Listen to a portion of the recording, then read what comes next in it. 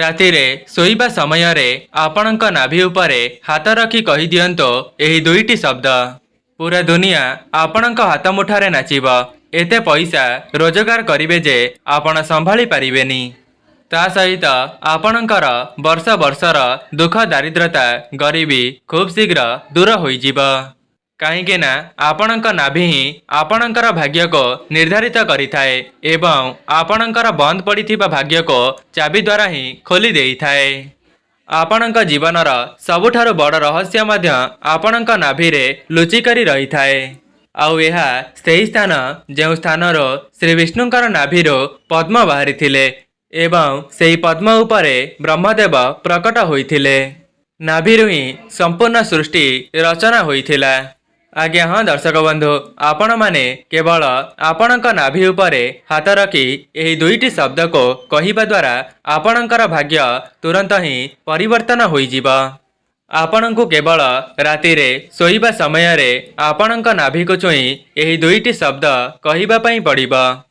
ଏପରି କରିନେବା ପରେ ବ୍ରହ୍ମାଣ୍ଡର ସମସ୍ତ ସୁଖ ଆପଣଙ୍କ ନିକଟରେ ରହିଯିବ ଏବଂ ଆପଣଙ୍କର ଧନଜନିତ ସମସ୍ୟା, ଋଣ କରଜ ଜନିତ ସମସ୍ୟା କିମ୍ବା ପାଠପଢ଼ାରେ ଉନ୍ନତି ପାଇଁ ନଚେତ୍ ଆପଣଙ୍କ ବେପାର ବାଣିଜ୍ୟଟି ଭଲରେ ଚାଲି ଉଠିବ ଏବଂ ଆପଣଙ୍କର ଜୀବନ ସମ୍ପୂର୍ଣ୍ଣ ଭାବେ ବଦଳିଯିବ। ଆପଣ କେବେ ହେଲେ ବି ସ୍ୱପ୍ନରେ ଭାବିପାରିବେ ନାହିଁ କି ଆପଣଙ୍କର ପରିବାରଟି ଏତେ ମାତ୍ରାରେ ଉନ୍ନତି କରୁଛି। ଦର୍ଶକ ବନ୍ଧୁ, ଆପଣମାନେ ଶୁଣିଲେ ଆଶ୍ଚର୍ଯ୍ୟ ହେବେ ଯେ ଏହି ଉପାୟଟି କରିବା ଦ୍ୱାରା ମା ଲକ୍ଷ୍ମୀଙ୍କର ଆଶୀର୍ବାଦ ଏତେ ମାତ୍ରାରେ ରହିବ ଯେ ଆପଣମାନେ ଯେଉଁ ଜାଗାରେ ହାତ ଦେବେ ସେଠାରୁ କେବଳ ଧନର ଆଗମନ ହେବ।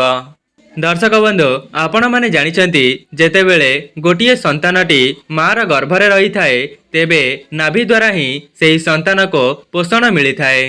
ଜୀବନର ପ୍ରଥମ ଦ୍ୱାର ବି ନାଭି ହୋଇଥାଏ।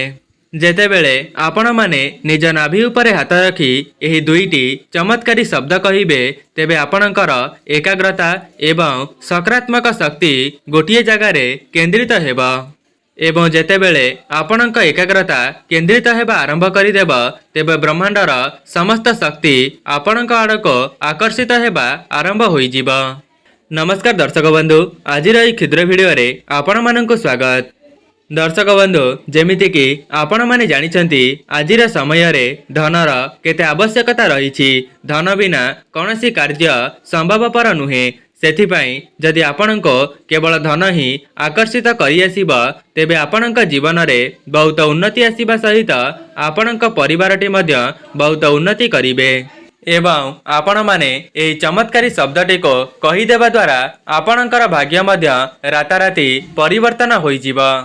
ତେବେ ଆସନ୍ତୁ ଆଉ ଡେରି ନକରି ଜାଣିବା ଯେ ନାଭି ଉପରେ ହାତ ରଖି ଏମିତି କେଉଁ ଦୁଇଟି ଶବ୍ଦକୁ କହିବା ଦ୍ୱାରା ଆପଣଙ୍କର ଭାଗ୍ୟ ପରିବର୍ତ୍ତନ ହୋଇଯିବ।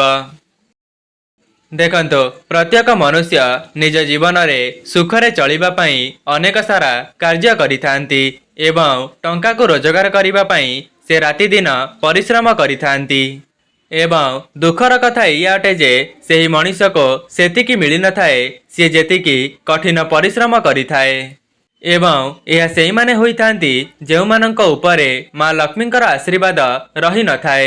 ଏମିତି କିଛି ଲୋକ ଅଛନ୍ତି ଯେଉଁମାନେ ଦି ଓଳି ଦି ମୁଠା ଖାଇବା ପାଇଁ ମଧ୍ୟ ବହୁତ ସଂଘର୍ଷ କରିଥାନ୍ତି। କାହିଁକି ନା ସେହି ବ୍ୟକ୍ତିଙ୍କ ଉପରେ ମା ଲକ୍ଷ୍ମୀଙ୍କର ଆଶୀର୍ବାଦ ରହିନଥାଏ ଏବଂ ବ୍ରହ୍ମାଣ୍ଡର ସମସ୍ତ ନକାରାତ୍ମକ ଶକ୍ତି ସେହି ବ୍ୟକ୍ତି ଉପରେ ପଡ଼ିଯାଇଥାଏ, ଯାହାଦ୍ୱାରା ସେହି ବ୍ୟକ୍ତିଟି ବହୁତ ଦୁଃଖ କଷ୍ଟରେ ନିଜ ଜୀବନଟିକୁ ଅତିବାହିତ କରିଥାଏ। ଯାହାଦ୍ୱାରା ସେହି ମଣିଷଟି ଯେତେ କଠିନ ପରିଶ୍ରମ କରିନେଲା ପରେ ବି ସେହି ପରିଶ୍ରମର ମୂଲ୍ୟ ସେହି ବ୍ୟକ୍ତିଟିକୁ ମିଳିନଥାଏ। ଦର୍ଶକ ବନ୍ଧୁ, ଯଦି ଆପଣମାନେ ମଧ୍ୟ କିଛିଟା ବିଶେଷ ଉପାୟକୁ କରିନେଉଛନ୍ତି ତେବେ ଆପଣଙ୍କର ଭାଗ୍ୟ ମଧ୍ୟ ବଦଳି ଯାଇପାରେ ଏବଂ ଆପଣଙ୍କର ବନ୍ଦ ପଡ଼ିଥିବା ଭାଗ୍ୟ ଖୋଲିବାର ସମ୍ଭାବନା ରହିଥାଏ। କାହିଁକି ନା ଯେଉଁ ବ୍ୟକ୍ତିଙ୍କ ଉପରେ ମା ଲକ୍ଷ୍ମୀଙ୍କ ସହିତ ନାରାୟଣଙ୍କ ଆଶୀର୍ବାଦ ରହିଯାଇଥାଏ ସେହି ବ୍ୟକ୍ତିଟି ତା ଜୀବନରେ ବହୁତ ଉନ୍ନତି କରିବା ସହିତ ଧନଧାନ୍ୟରେ ପରିପୂର୍ଣ୍ଣ ହୋଇଯାଏ। ତେବେ ଯେଉଁମାନେ ବି ଏହି ଭିଡ଼ିଓଟିକୁ ଦେଖୁଛନ୍ତି ଏହି ଭିଡ଼ିଓଟି ଶେଷ ହେବା ପରେ ଆପଣମାନେ ଆଜିଠାରୁ ହିଁ ଏହି ଉପାୟଟିକୁ କରିବା ଆରମ୍ଭ କରିଦିଅନ୍ତୁ। ଦେଖିବେ 1 ମାସ ମଧ୍ୟରେ ଆପଣଙ୍କର ସମସ୍ତ ମନସ୍କାମନା ପୂରଣ ହୋଇଯିବ। आपण विश्वास करिपारिबे नाही ଏହି ଉପାୟଟିର ଏତେ ମାତ୍ରାରେ ଚମତ୍କାରୀ ଶକ୍ତି ରହିଛି ଯେ ଆପଣମାନେ ଯାହା ଚାହିଁବେ ତାହା ପାଇବେ। ତେବେ ଆପଣମାନେ ଆଜିର ଭିଡ଼ିଓଟି ଦେଖି ସାରିବା ପରେ ଆପଣଙ୍କର ଭାଗ୍ୟ ମଧ୍ୟ ଚମକିବାକୁ ଲାଗିବ। ଆପଣଙ୍କ ସମସ୍ତ ପ୍ରକାରର ସୁଖ ସୁବିଧା ମିଳିବା ସହିତ ଆପଣଙ୍କ ମନସ୍କାମନା ମଧ୍ୟ ପୂରଣ ହୋଇଯିବ। କାହିଁକି ନା ଏପରି କଥା ଆପଣମାନଙ୍କ ଆଗରୁ କେଉଁଠୁ ଶୁଣିବା ପାଇଁ ମିଳିନଥିବ ଏବଂ ଆପଣମାନେ ଏହି ଉପାୟଟି ଜାଣିବା ପରେ କେବଳ ନିଜେ ହିଁ ଚୁପଚାପ ଏହି ଉପାୟଟିକୁ କରିଦେବେ। ଦେଖିବେ ଆଗାମୀ ସମୟରେ କେତେ ମାତ୍ରାରେ ଉନ୍ନତି ହେଉଛି। ଯଦି ଆପଣମାନେ ଅଜାଣତରେ ଏହି ଉପାୟଟି କରିବା ସମୟରେ କାହାକୁ କହିଦେଉଛନ୍ତି ତେବେ ଆପଣଙ୍କର ସମସ୍ତ କାର୍ଯ୍ୟ ଅଟକି ଯାଇପାରେ। ତେବେ ଆସନ୍ତୁ ସେହି ଦୁଇଟି ଚମତ୍କାରୀ ଶକ୍ତି ବିଷୟରେ ଜାଣିବା। ଏହା ପୂର୍ବରୁ ଯଦି ଆପଣମାନେ ଭିଡ଼ିଓଟିକୁ ଲାଇକ୍ କରିନାହାନ୍ତି ଭିଡ଼ିଓଟିକୁ ଲାଇକ୍ କରି କମେଣ୍ଟ ବକ୍ସରେ ଜୟ ମା ଲକ୍ଷ୍ମୀ ଅବଶ୍ୟ ଲେଖିଦିଅନ୍ତୁ ଏବଂ ଚ୍ୟାନେଲଟିରେ ନୂଆ ଥିଲେ ଚ୍ୟାନେଲଟିକୁ ସବସ୍କ୍ରାଇବ୍ କରିଦିଅନ୍ତୁ। ଆମର ସନାତନ ଧର୍ମରେ ଏମିତି କିଛି ମନ୍ତ୍ର ଅଛି ଯାହାକୁ ପାଠ କରିବା ଦ୍ୱାରା ଆମ ଜୀବନରୁ ସମସ୍ତ ଦୁଃଖ କଷ୍ଟ ଦୂର ହେବା ସହିତ ସୁଖର ଆଗମନ ହୋଇଥାଏ।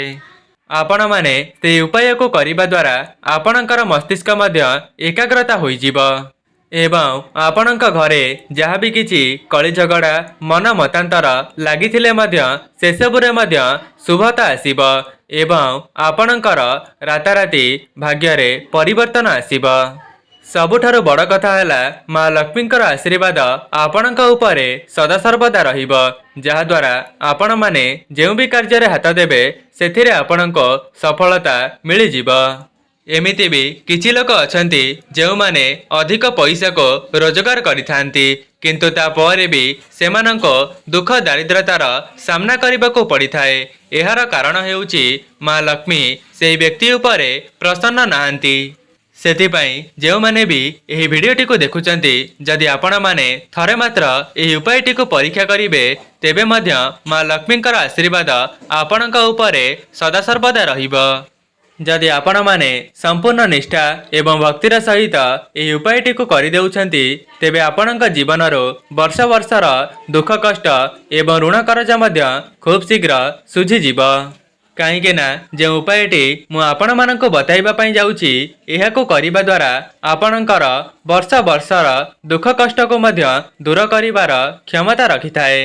ସମସ୍ତଙ୍କର ଏହି ଗୋଟିଏ ଆଶା ରହିଥାଏ କି ମା ଲକ୍ଷ୍ମୀଙ୍କର ଆଶୀର୍ବାଦରୁ ସେମାନେ ଧନଧାନ୍ୟରେ ପରିପୂର୍ଣ୍ଣ ହୋଇଯିବେ ଏବଂ କିଛି ଲୋକଙ୍କର ଆଶା ହିଁ ପୂରଣ ହୋଇଥାଏ। ତେବେ ଦର୍ଶକ ବନ୍ଧୁ ସେହି ଉପାୟଟି ହେଉଛି ଆପଣମାନେ ରାତିରେ ଶୋଇବାକୁ ଯିବା ସମୟରେ ଗୋଟିଏ ଗୋଟା ଲବଙ୍ଗକୁ ସାଙ୍ଗରେ ନେଇଯିବେ ଏବଂ ସେହି ଲବଙ୍ଗଟିକୁ ଆପଣଙ୍କ ନାଭି ଉପରେ ରଖିଦେବେ।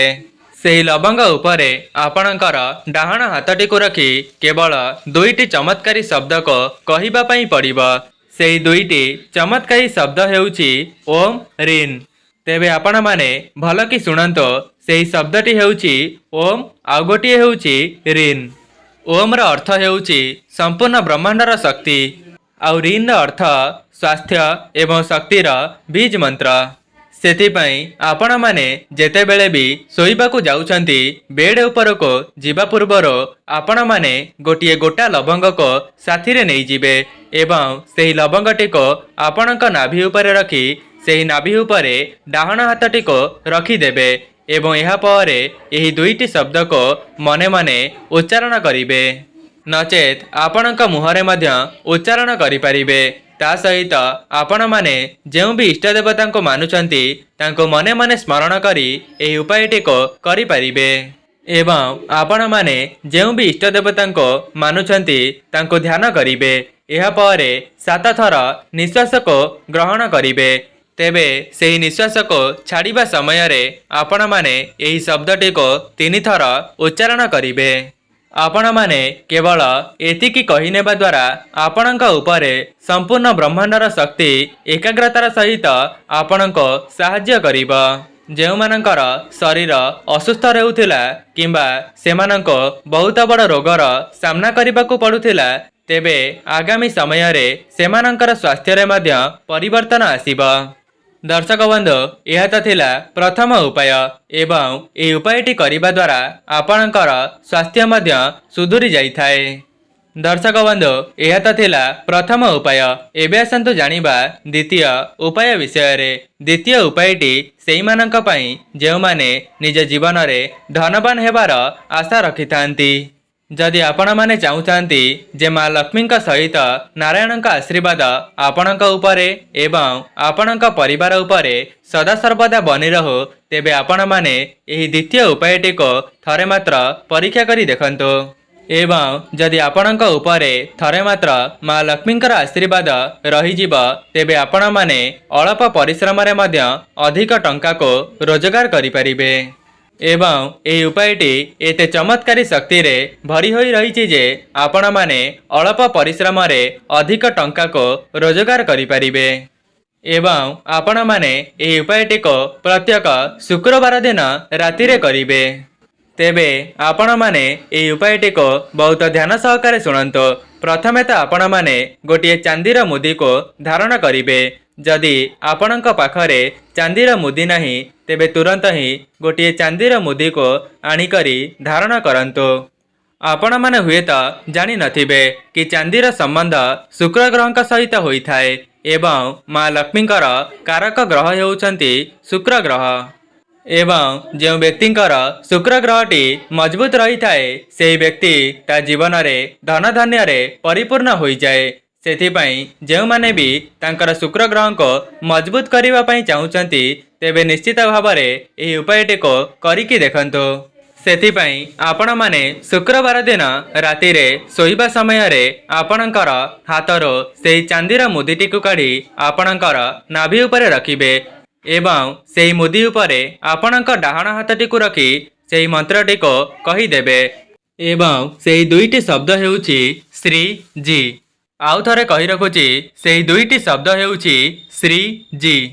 एही शब्दटी को आपण माने केवल 21 थर जप करिबे एवं 21 थर जप करि सारिबा परे गभीर निश्वास को छाड़ी देबे एवं निजे मने मने कहिबे जे मु बहुत धनवान व्यक्ति अटे। एवं आपण माने मने मने स्मरण करिबे जे मु बहुत धनवान बनी सारिछि एवं निजे निजे को कहिबे जे मो पाखको धनर आगमन होइछि। एपरि कहिबा द्वारा आपणकर समस्त मनस्कामना पूर्ण होइजिब। आपण माने केवल एतिकी करिनेबा द्वारा ब्रह्मांडर समस्त शक्ति एकाग्रता होई आपणक जीवन रे प्रवेश करिब एवं आपणकर समस्त कार्य को शुभ मंगल करिदेब। एवं एही उपायर एते चमत्कारी शक्ति रही जे आपण माने जहा भाविबे ताहा पाइबे। जदि भी आपणकर एही उपायटी करिबा द्वारा मां लक्ष्मी प्रसन्न होई जाउछंती, तेबे आपणकर परिवारटी धन धान्य रे परिपूर्ण होई जिबा। दर्शक बंधु आउ गोटिए कथा, आपण माने जेते बेले भी एही उपायटी को करूछंती, तेबे संपूर्ण निष्ठा एवं भक्तिर सहित एही उपायटी को पालन करिबे। जदि आपण माने मनरे अविश्वास रखी एही उपायटी को पालन करिबे, तेबे आपण माने जेते चेष्टा करिले मध्य आपणको सेथिरो कौनसी शुभ फल मिली परिबो नाही। सेथिपाई आपण माने सोइबा पूर्वरो एही उपायटी को करि परिबे एवं एही उपायटी को आपण माने केवल गुप्त रे ही करि परिबे, काहाको भी एही उपायटी जणाइबे नाही। जदि भी आपणक पाखरे किए सोइछंती से जानिले कौनसी असुविधा नाही, किंतु आपण माने अलगा काहाको भी एही उपायटी जणाइबे नाही। आपण माने एही उपायटी को आरंभ करिबा परे ही निजे अनुभव करिबे खूब कम समय मध्यरे आपणक जीवन रे परिवर्तन आसुछि। तेबे दर्शक बंधु आशा करुछि आजिर एही भिडियोटी आपण मानकर निश्चित भाव रे काम रे आसीथिबो। जदि आपण माननको भिडियोटी भल लागि थाए भिडियोटी को लाइक करी कमेंट बॉक्स रे जय मां लक्ष्मी जय जगन्नाथ अवश्य लिखि दियंतो एवं चैनलटी रे नुआ थिले चैनलटी को सब्सक्राइब करि दियंतो। आजि पई रहुछि नमस्कार।